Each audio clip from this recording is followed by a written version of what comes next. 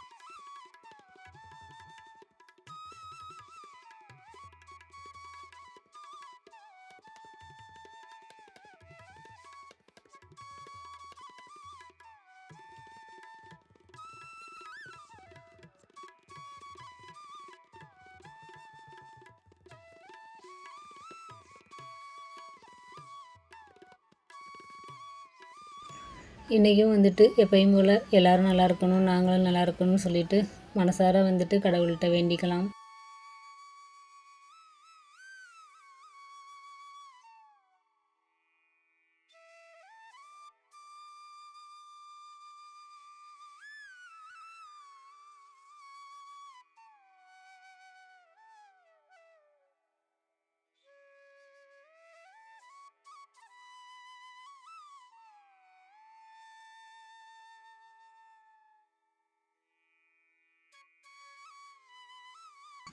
இன்றைக்கி வந்துட்டு நான் கோலம் போட்டுட்டு பூஜை பண்ண வீடியோ வந்து உங்களுக்கு பிடிச்சிருக்கா அப்படின்னு சொல்லிட்டு கண்டிப்பாக கமெண்ட்ஸில் சொல்லுங்கள்.